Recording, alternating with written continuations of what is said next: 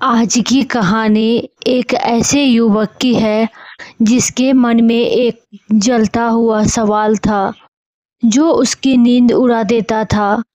वह दिन रात सोचता रहता कि इस दुनिया में सब कुछ अनित्य है, सब कुछ बदल रहा है, तो फिर वह कौन है, क्या शाश्वत है, जो सत्य है वह क्या है, जिसे पाकर मनुष्य की सारी खोजें समाप्त हो जाती है।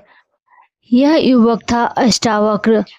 जन्म से ही विकलांग शरीर, 8 अंगों से टेढ़ी मेढ़ी, लेकिन बुद्धि में कोटि कोटि अन्य लोगों से समृद्ध।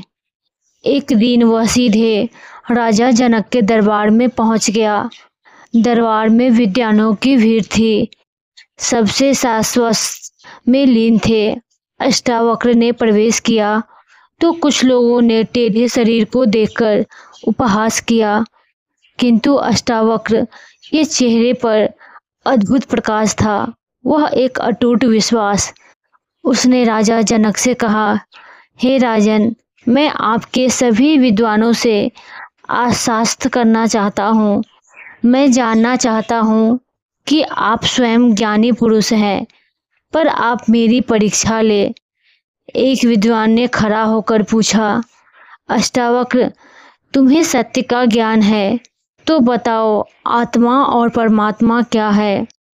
अष्टावक्र मुस्कुराए। उनकी आवाज में एक गहरा स्थिर स्वर था, जैसे कोई पर्वत बोल रहा हो। आत्मा परमात्मा में कोई भेद नहीं, जैसे समुद्र और उसकी लहरें है, वही शाश्वत है। समुद्र और उसकी लहरें अलग नहीं, एक ही है। वैसे ही जो मैं हूँ वही शाश्वत है, तुम स्वयं वही हो। तुम्हें केवल अपने वास्तविक स्वरूप को पहचानना है। दरबार में सन्नाटा छा गया। यह उत्तर इतना सीधा और सरल था कि सब हैरान रह गए।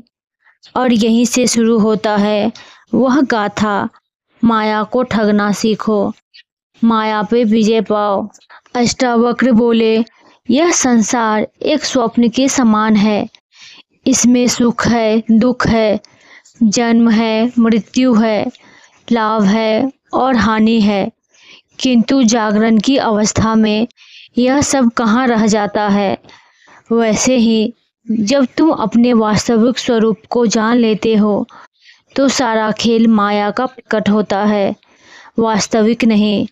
तुम जो हो वह सबसे परे है। दुख सच्चा लगता है और भय वास्तविक लग रहा है।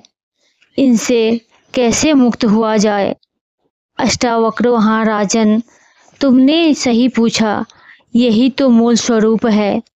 जब कोई तुम्हें डाकू कहे तो क्या तुम क्रोधित होते हो? नहीं, क्योंकि तुम जानते हो कि तुम वह नहीं हो।